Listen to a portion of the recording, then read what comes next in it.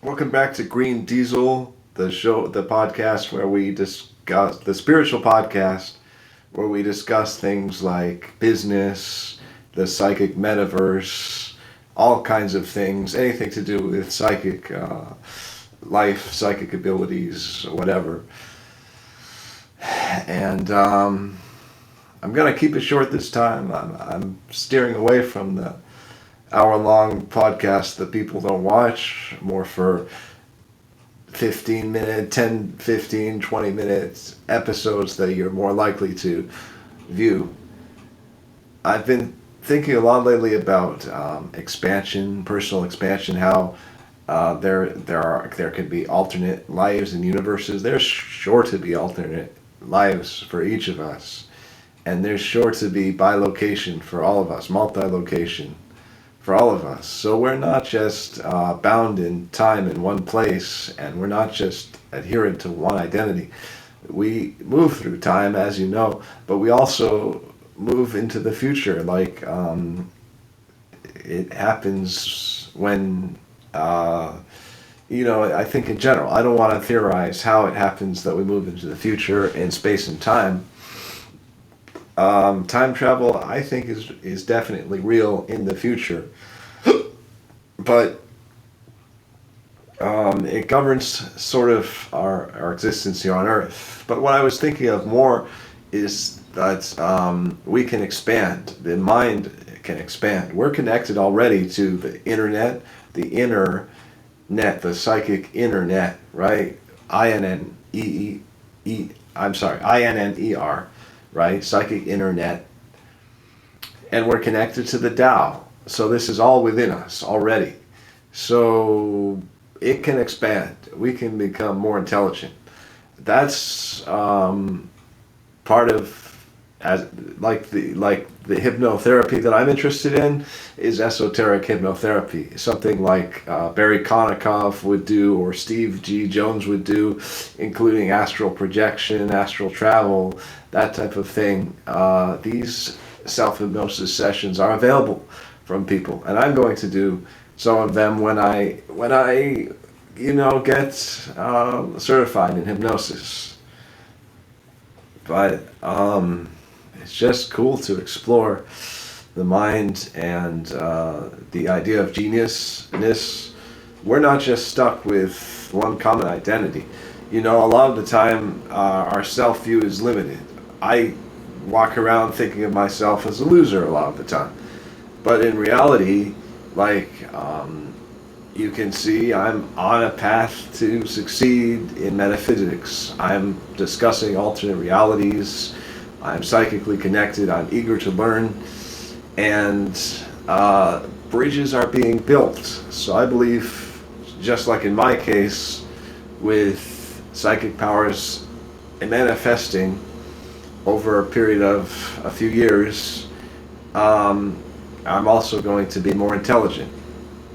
I'm not going to say anything about shortcuts. I think there could be shortcuts too in education, but I don't really know about them, and I can't verify that they exist, obviously, and it's not very scientific to mention. But the idea of us being bound to an educational program or to one job pursuit or to one geographic location, to me, is staggering. I like to vary things up. I like to move around a lot. I've been thinking of going to Israel. Part of the problem with going to Israel is that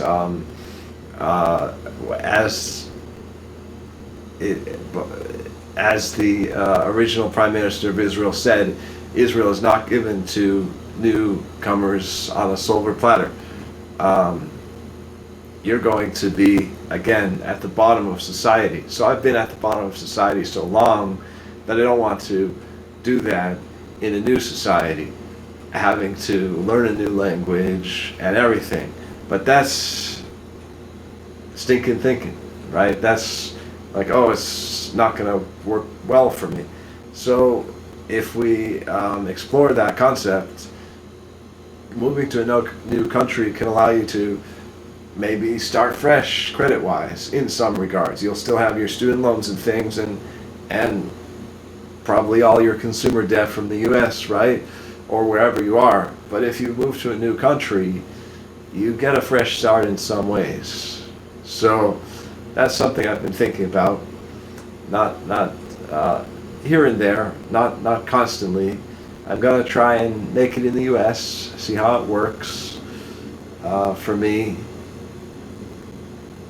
But in terms of metaphysical and spiritual, it's hard to say which country is best. Every country has these developments, but some countries it's illegal to go around and talk about these things, right? Like in the People's Republic of China, which is very spiritual and much of my spirituality comes from, with Taoism, you can't get away with talking about these things as much. You can't get away with being as spiritual, even though the culture is very spiritual just due to the government. You know, they have a regime, just like we had recently, and I hope we never do again in the US. But that's not to say, are the Democrats any better? I would say they are, to be honest with you. They're closer to the Green Party.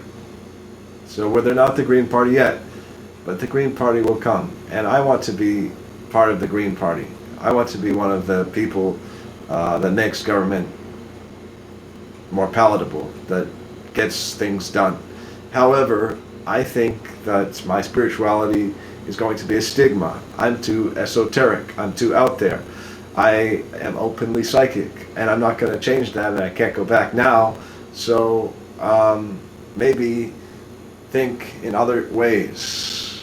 How can I monetize my abilities, right? And where would be a good place for me to live to do that? How much coaching do people need? How much coaching are people interested in getting? And how much coaching can I actually do is the main question, right? But I think that psychics have a propensity to be coaches. I tried one of those 800 numbers for a week. I didn't last a week. I didn't get that many calls. I felt that they were holding business from me. But it didn't work out. I think it's because I'm too aligned with the light to make it work for something like that, with a sketchy past and a sketchy ideology. And half of them are not even psychic. But if they are psychic, like they're rip-off kinds of psychics, that's typically what you would get, what you used to get or have been getting. But I'm a working class psychic, and I think most people are. They don't admit to it, not all of them, but I think most people are working psychics.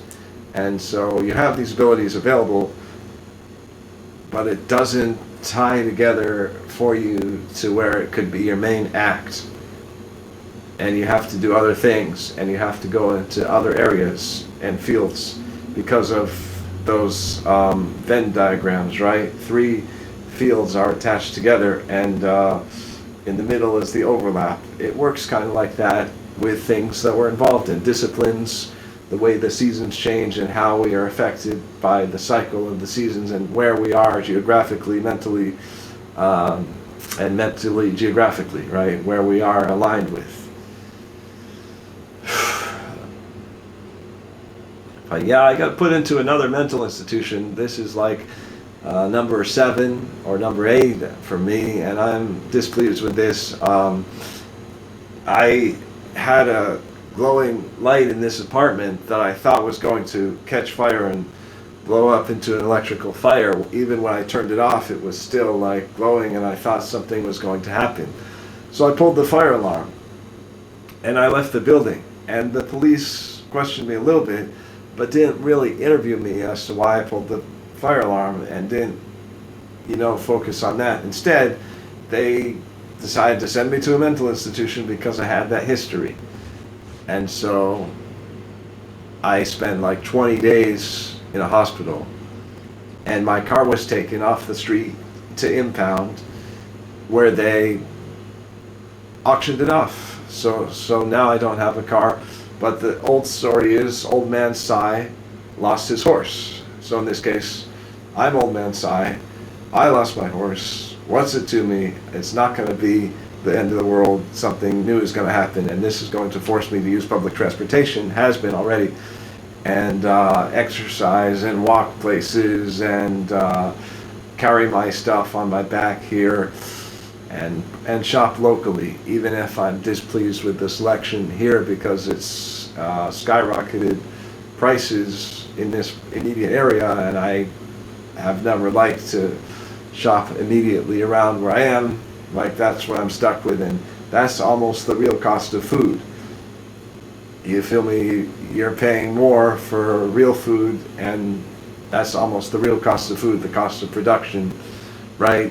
So I mean, it would be ideal to pay less and to go through a CSA in the country or somewhere. A local farm grows your stuff and you know your farmer. And that's the ideal localvorism. But I find I can't really do localvorism here in Seattle, but if I did, it would include two of those local stores, the Whole Foods and then PCC, Pacific Co-op. All right. But anyway, that's where I'm at.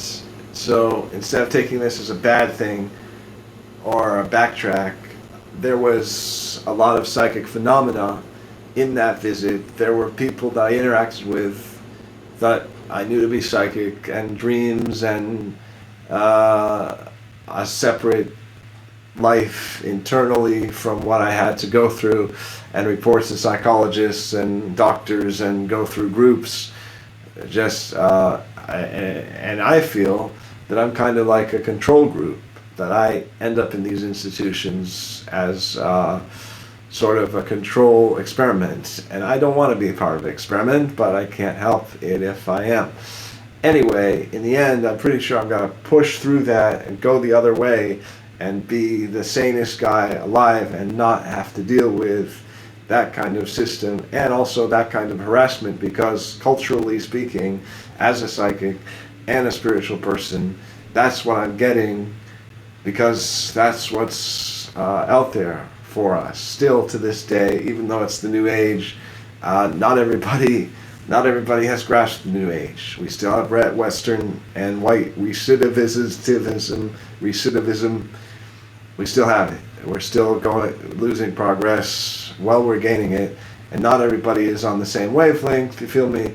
So people like me get processed, and but it's not the end of the world. I still have my studies as a marriage and family therapist. I didn't lose anything but one course. I'm trying to get caught up with that course. I got an extension for that course. At the end, it's Old Man Si lost his horse, literally. I did lose my car, and now we'll see. Maybe I'll get another one. Maybe I'll move somewhere. Maybe I'll just be self-sufficient without it. And I'll save at least $500, maybe even $600, with the car costs, maintenance, fuel, and car insurance and payment and all that. So, you know, Old Man Si lost his horse. Yeah, and other than that, expansiveness. We're always expanding.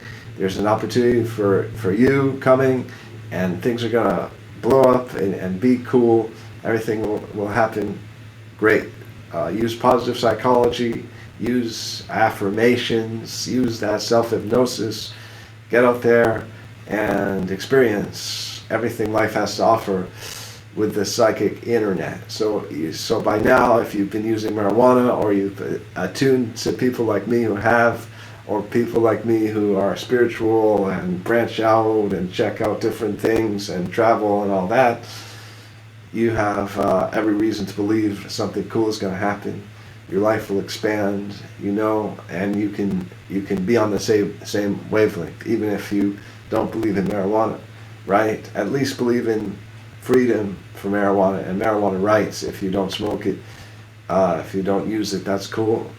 I can dig it, but at least believe in rights for people that do. Like, it would be great if we could be cops, right? But they don't want cops that smoke weed. And one day I hope that'll change. But for now, you can't do any trade or practice any profession high, or you'll be impaired. You'll be considered impaired, and that's like illegal, and you can be disciplined and shut down, like for life. So that's why I think it's stupid that we're not beyond figuring out if marijuana is okay or not, because that's one of the reasons why it was processed. And so that, just weed culture combined with spirituality, combined with a psychic thing. The psychic thing is the ace card that throws the whole thing backward at me. Anytime you admit to being psychic or say anything about past lives or anything, you could be set up for trouble. But this last time I went to the joint, I thought that it was actually better and more professional, because I thought half the people working there fit the criteria of being spiritual. Okay, and I'm pretty sure there's some pot use among them, and it just it wasn't terrible, and it feels like the last one, and it doesn't feel like I'm crazy anymore. I thought for a while that I believed that I was my diagnosis for a while, that I was schizophrenic, and but it went along with the storyline, the alternative storyline, and that alternative storyline is that somewhere else in the universe. Well, that's my supposition, is that somewhere else in the universe I've already achieved another storyline, a better one. Maybe I've graduated all the programs I've attended. Maybe I've gone farther. Maybe I've become a medical doctor or an airline pilot or an artist or what? No, who knows what? Who knows? Today I'm not that. Today I still consider myself a bit of a loser. But as you can see, not entirely that way. So aloha, and thanks for watching. And please subscribe and comment if you want to stay in the game with me and talk and communicate. And let's keep the lines open, the channels open, so we can produce more of these shows and address things that are of interest to you. Maybe even question and answer at some point. All right, peace.